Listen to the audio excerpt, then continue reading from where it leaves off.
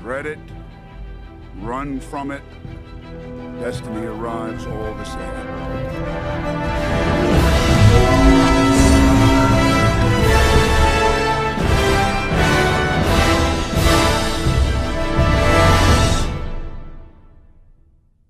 Hey guys, JamesMCD Reviews here. Welcome back to Marvel Month. Today, I am finally getting to talk about Avengers Infinity War, released in 2018, directed by Joe and Anthony Russo, the culmination of the first 10 years of the Marvel Cinematic Universe. The Mad Titan Thanos, played phenomenally by Josh Brolin, goes on a journey to collect all of the Infinity Stones so he can fulfill his ultimate goal of wiping out half the population. His logic is that the universe and its resources are finite, and if life is left unchecked, it leads to hunger, poverty, and destruction. So, as a quick and painless solution, he decides to get all the Infinity Stones, put them in his Infinity Gauntlet, snap his fingers, and randomly kill half the universe. So, the Avengers, who are now teamed up with the Guardians of the Galaxy, must face their greatest challenge yet and stop Thanos before he decimates billions.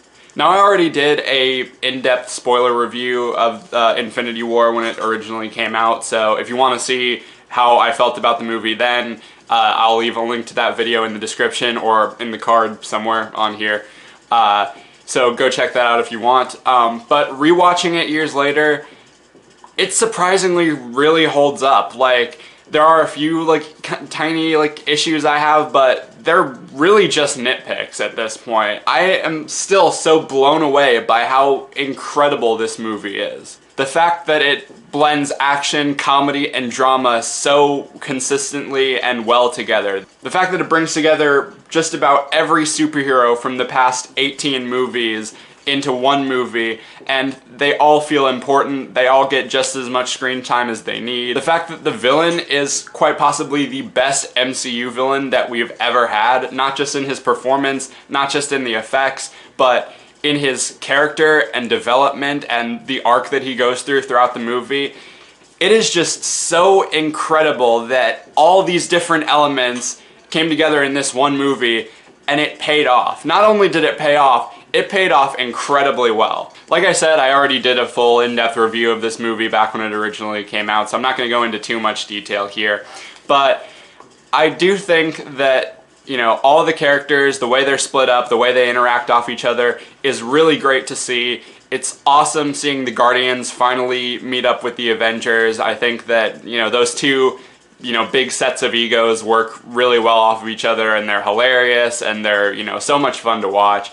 I like how they divvied up the teams. I like how, you know, it starts off with Tony, Doctor Strange, Spider-Man, and Banner. They start off on Earth, end up in space, and run into the Guardians. Thor meets up with the Guardians at the beginning and goes off with Rocket and Groot to the planet where Tyrion is to make Stormbreaker. Captain America and the, I guess, Secret Avengers, they stay on Earth and end up in Wakanda, where they meet up with Black Panther and all of them and stuff like that.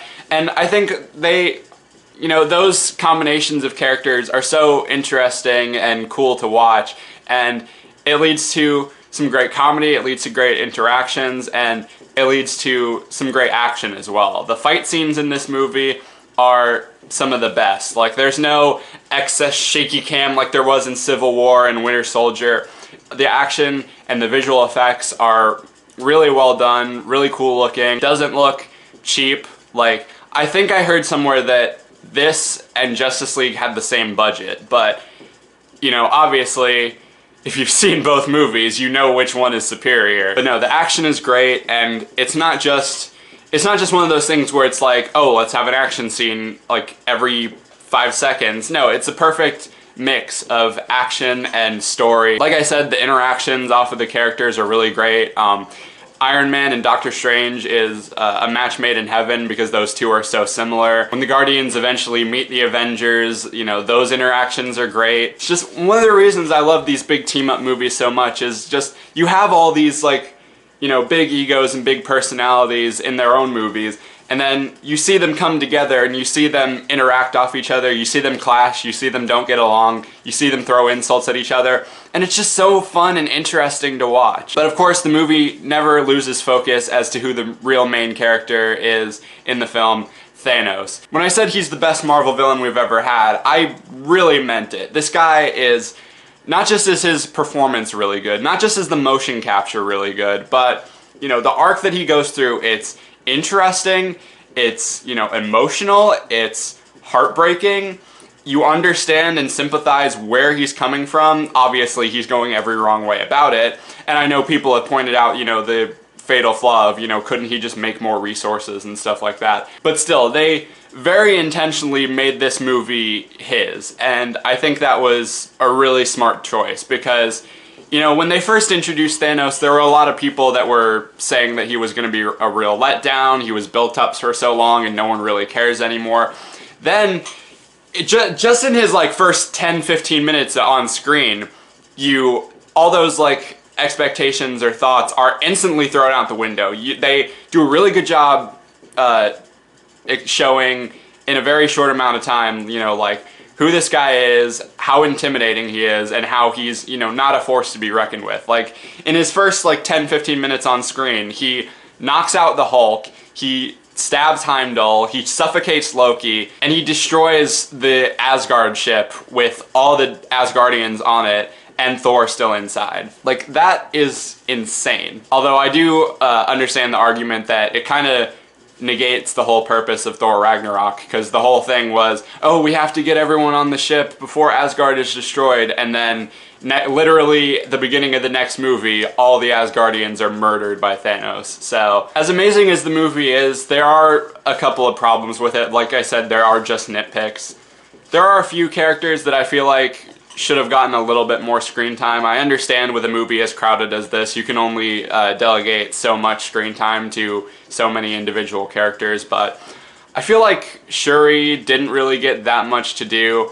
Vision was like pretty much useless. He didn't do anything throughout the whole movie. Captain America's role was severely decreased than, you know, usual, but that's probably to save for, you know, his role in Endgame. A lot of the female main characters don't really get as much to do as the male main characters. Like, I noticed that throughout the second time around. Like, you know, they're obviously there, but they don't get nearly as much screen time or dialogue or, you know, even action scenes as the male characters. There are still some highlights, like the all-female fight between Scarlet Witch, Black Widow, and Okoye against that blue Children of Thanos lady in Wakanda. I thought that was really cool. And then the whole big battle on Titan where they use Mantis to like put Thanos to sleep or subdue him or whatever. That was really cool. But that also leads to another kind of issue that a lot of people have pointed out. Star-Lord screwed this whole thing up. Like,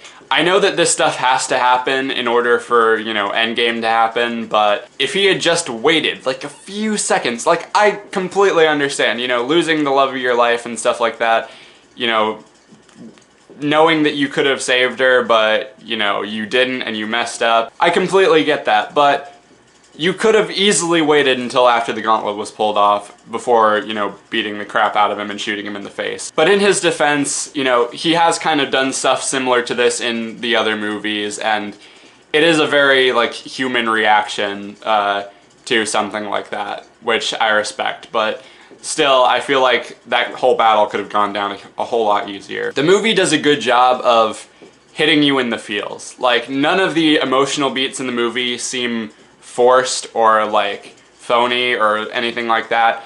They all feel genuine. Like Thor, I think is probably why I like him so much and why he's my favorite character, is because with this retcon, he is, you know, he's become a much more, you know, kind of tragic character, because you can really see he's lost so much. You know, he's lost his mom, his dad, his brother, his sister, his entire people, and he's still, you know, willing to fight. He's still willing to, you know, kick Thanos' ass. And I love that scene between him and Rocket where, you know, well, what if you lose? Thanos is, you know, the toughest there is, and he's like, well, what more could I lose?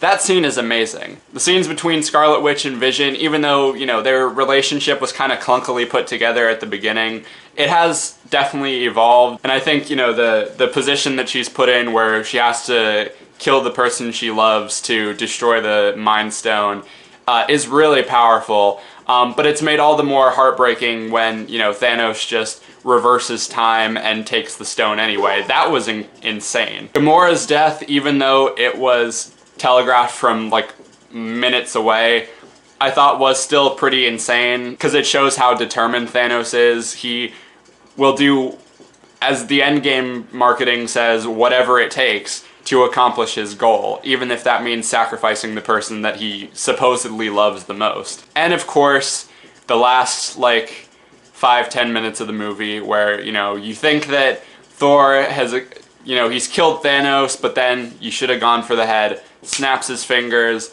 and then you see half of your favorite characters just disintegrate, and it's quiet, it's really somber, you're on the edge of your seat, you're like, what the hell is happening?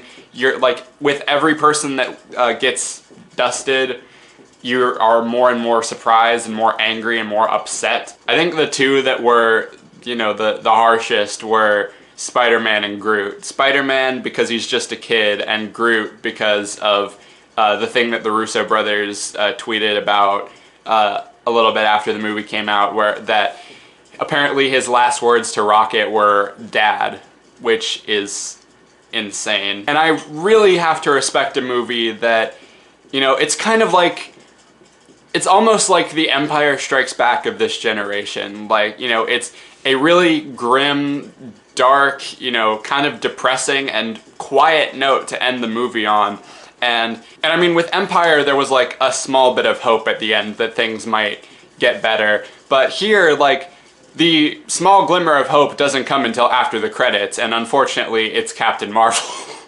But I really, you know, kind of respect the Russo and Disney's decision to end the movie like that, and I'm really curious to see like how like kids going to see this movie reacted to that, because like, you know, these kids, most of them have grown up with these movies, they've grown attached to these characters, and then to see like most of them just fade away into dust, and with the possibility of them never coming back, like, that is some dark shit. And I think this is one of the few Marvel movies that actually warrants the PG-13 rating. I honestly can't praise this movie enough. Like, there was a reason this movie made it on my top 5 movies of 2018. It's just so well crafted, so well executed. It's got a ton of great characters. It's got a compelling villain. It's got a real sense of tension and stakes, and it mixes emotion, comedy, action, drama, you know, suspense, all that stuff. And it not only acts as a great beginning of the end for this massive saga, but it also acts as a really fitting 10-year anniversary for this incredible and huge franchise. So I'm going to give this movie a well-deserved 5 out of 5.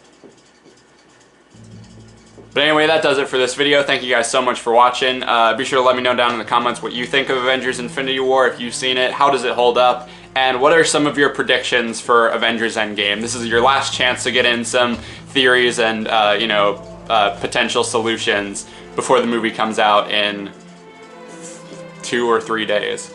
And tune in tomorrow when I'll be taking a look at Ant-Man and the Wasp, the 20th film in the Marvel Cinematic Universe, and the second to last video of Marvel Month. This has been a hell of a ride, but we're not done yet. Until then, be sure to like, subscribe, ring the notification bell so you can stay up to date on when I'm posting. Follow me on all my social media, subscribe to my main channel, everything you need to know will be in the description. Thank you guys for watching. See you later.